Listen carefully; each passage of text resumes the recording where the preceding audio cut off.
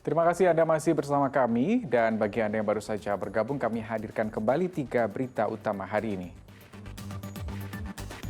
Puluhan bangunan liar di atas parit dan tanpa izin di Kabupaten Serdang Bedagai dibongkar Satpol PP.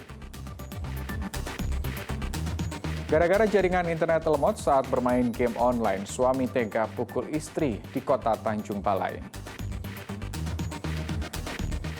Diduga korupsi dana asuransi usaha tani padi, seorang ASN di Kabupaten Serdang Bedagai ditetapkan sebagai tersangka.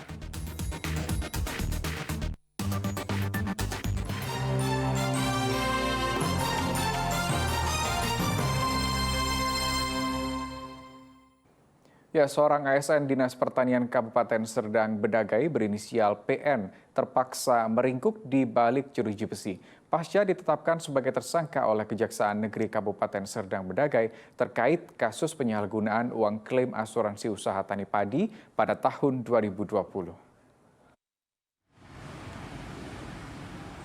Seorang aparatur negeri sipil di Dinas Pertanian Kabupaten Serdang Bedagai berinisial PN ditahan Kejaksaan Negeri Serdang Bedagai.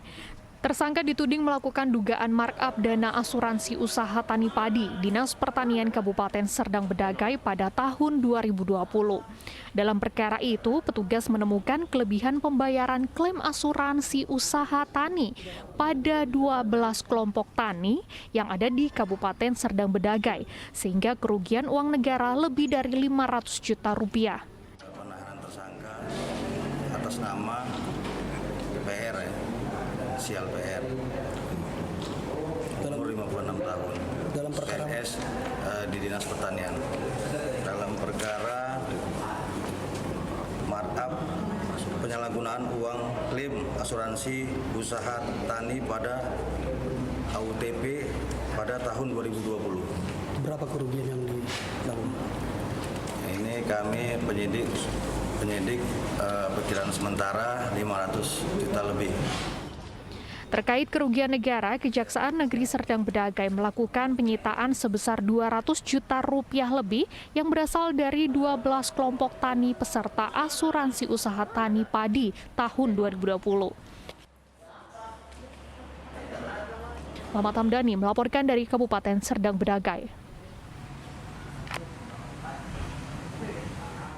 Dua tersangka kasus korupsi pembangunan waterpark di Kabupaten Labuhan Batu ditahan. Kasus ini merugikan keuangan negara sebesar lebih dari 1 miliar rupiah. AS selaku pelaksana kegiatan dan IG selaku Direktur BUMDes Bilah Mandiri Makmur resmi ditahan oleh Jaksa Penyidik Kejari Labuhan Batu terkait kasus korupsi dana BUMDes Desa Perkebunan Bilah, Kecamatan Bilah Hilir, Kabupaten Labuhan Batu senilai lebih dari 1 miliar rupiah.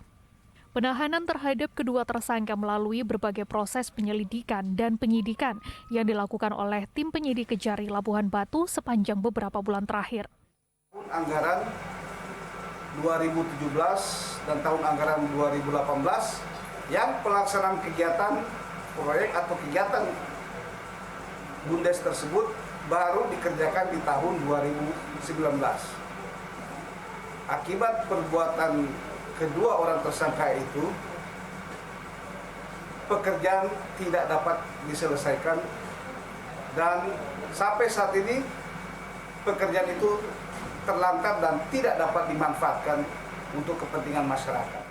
Sebelumnya, tim penyidik Kejaksaan Negeri Labuhan Batu melakukan penggeledahan di 3 lokasi, yakni kantor PMD, rumah kontraktor, dan kantor Desa Perkebunan Bilah, Kecamatan Bilah Hilir, Labuhan Batu, terkait pembangunan waterpark tahun 2019 yang dikelola BUMDes Bina Mandiri Makmur.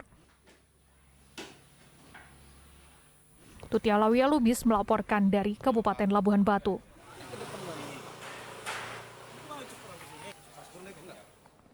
Ya, kita simak informasi lain. Harga cabai merah yang masih berada di kisaran 90 hingga 100 ribu rupiah per kilogram berdampak pada rendahnya daya beli masyarakat. Akibatnya sejumlah pedagang di pasar tradisional Kabupaten Karo beralih menjual cabai kering dengan harga 50 ribu rupiah per kilogram. Masih pedas, harga cabai merah di Kabupaten Karo belum menunjukkan tanda-tanda akan turun. Tidak hanya konsumen, pedagang pun ikut mengeluh dengan rendahnya pembelian. Sebagian pedagang terpaksa menyiasati rusaknya komoditas cabai yang tidak laku di pasaran menjadi cabai kering. Harga jualnya Rp40 hingga Rp50.000 dari harga cabai merah segar. Langkah menjual cabai kering terpaksa ditempuh meski tidak menjanjikan dagangannya laku. Mengingat pembeli di pasar tradisional didominasi kalangan rumah tangga dengan kebutuhan cabai segar. Sedangkan cabai kering lebih banyak digunakan oleh pengusaha rumah makan dan warung. Soalnya kalau cabai mahal nggak terolah rumah makan tahun di 2000-2000, jadi itu dijual.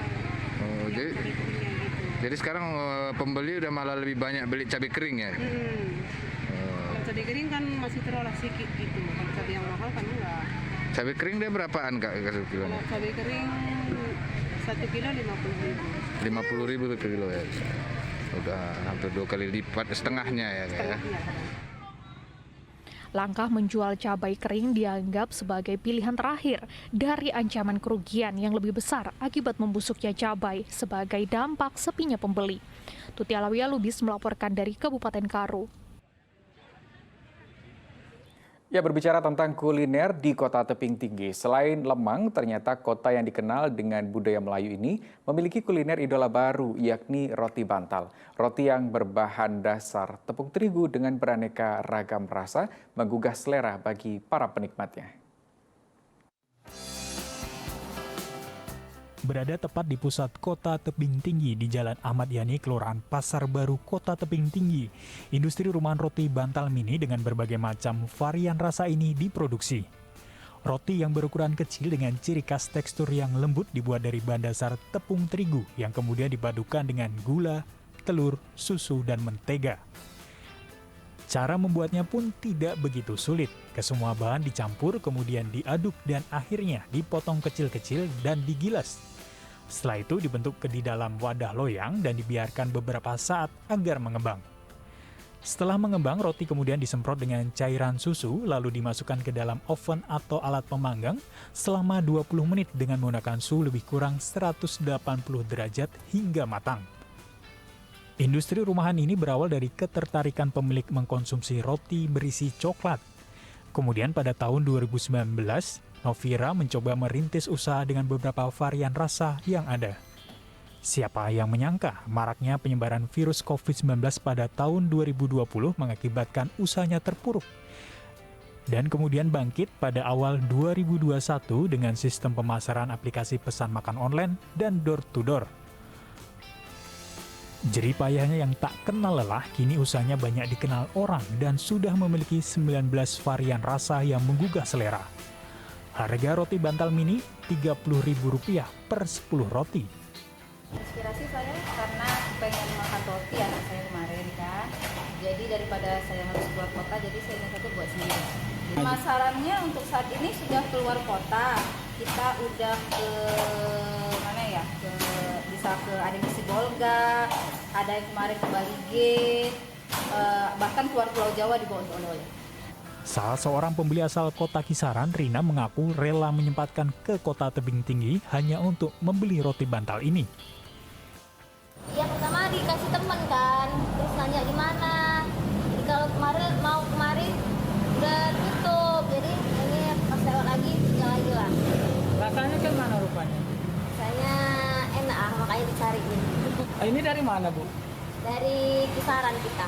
Soal harga? Soal harga oke lah, tak mahal, rasanya enak. Kini pemasarannya pun tidak hanya di dalam kota. Roti bantal mini sudah menyebar di beberapa kota di Sumatera Utara dan Pulau Jawa. Muhammad Hamdani melaporkan dari Kota Tebing Tinggi.